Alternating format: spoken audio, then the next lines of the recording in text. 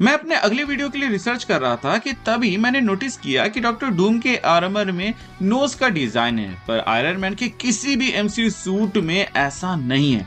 अब भले ही ये एक छोटी सी बात लगे, पर राय का पहाड़ बनाना तो आदत है मेरी, और इसीलिए मैंने थोड़ा सा रिसर्च किया, जिसके बाद जो मुझे पता चला वो काफी शॉकिंग था। क्योंकि ये नाक का एब्सेंस सिर्फ डिजाइन का चॉइस नहीं, बल्कि टोनी स्टार्क के परफेक्शन और लॉजिक का रिजल्ट था। और ये एक इंटरेस्टिंग डिटेल है, तो सोचा क्यों ना एक छोटी सी वीडियो इस पर बना दी जाए।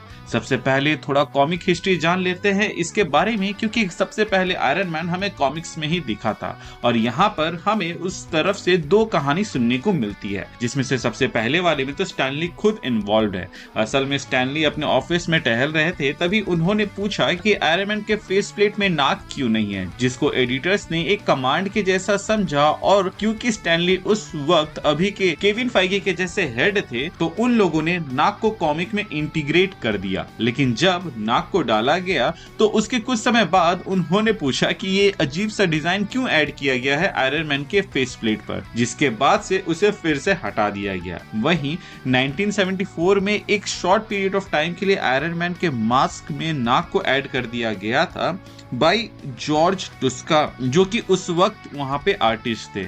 और उनका मानना ये था कि अगर मास्क बिल्कुल फ्लैट होगा तो वो थोड़ा इनह्यूमन लग सकता है। अगर आयरन मैन को थोड़ा ह्यूमन दिखाना है तो उसके फेस में नोज ऐड करना चाहिए, जैसे डॉक्टर डूम के फेस में है। इसलिए थोड़ी मेटालिक प्रोस्ट्रूजन, बेसिकली एक टाइनी सा नोज डिजाइन उन्होंने वहां पे चिपका दिया। लेकिन फैंस को ये बिल्कुल भी पसंद नहीं आया, जिसके बाद से उसका मजाक भी बनने लगा था, और इसीलिए उसको फिर से हटा दिया गया। और तब से जो डिजाइन बना आयरन मैन का, वो अभी तक चलता आ रहा है।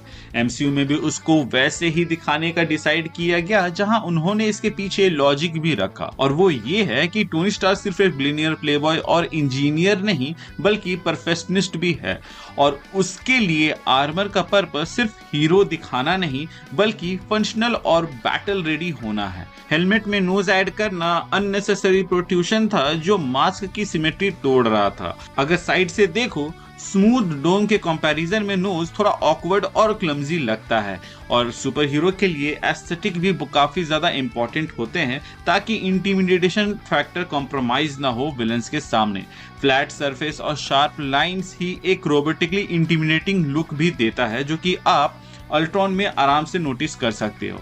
इन यूनिवर्स रीजनिंग भी इक्वली लॉजिकल लगता है, जहां आयरन मैन का हेलमेट एक हाई टेक सर्वाइवल डिवाइस है। उसमें एयर फिल्ट्रेशन और oxygen supply already internal system के थ्रू चलता है, तो इसीलिए वहां पर ह्यूमन नोज की डिजाइन की जरूरत है ही नहीं। अगर हेलमेट में नोज होती तो स्ट्रक्चरल इंटीग्रिटी कॉम्प्रोमाइज हो सकती है। मेटालिक नोज एक वीक पॉइंट बन सकता है, और एक डायरेक्ट स्ट्राइक के टाइम में आर्मर का फ्लॉ एक्सपोज हो सकता है। ऊपर से टोनी के एचयूडी और सेंसर्स भी सिमेट्री पे डिपेंडेंट है। कोई इरेगुलर, जैसे कि कोई नोज का डिजाइन होलोग्राफिक प्रोजेक्शन में डिस्टॉर्शन क्रिएट कर सकता है। मतलब एक छोटी सी चीज प्रैक्टिकल और टेक्निकल प्रॉब्लम्स भी क्रिएट कर सकती है।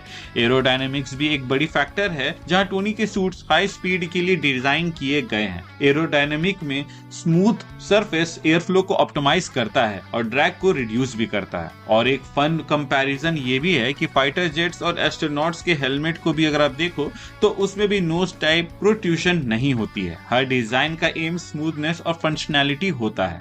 आयरन मैन का हेलमेट भी सेम प्रिंसिपल फॉलो करता है, बस थोड़ा फ्यूचरिस्टिक और फ्लैशी। टोनी के हेलमेट डिजाइन में ह्यूमन फीचर्स ऐड करके रिस्क और क्लमजीनेस को एक्सेप्ट नहीं किया गया। मैंने सिमेट्री वाली बात जो भी कही थी, वो भी खुद से नहीं कहा था।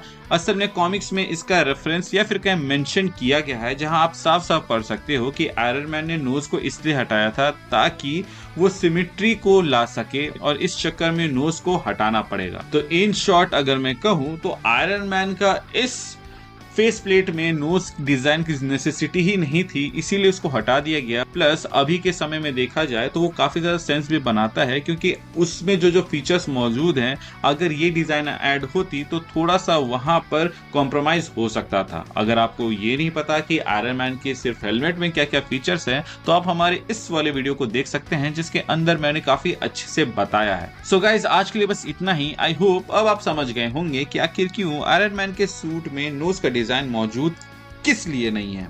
आज के लिए बस इतना ही। मिलते हैं एक नए वीडियो में नए टॉपिक के साथ। तब तक के लिए बाय।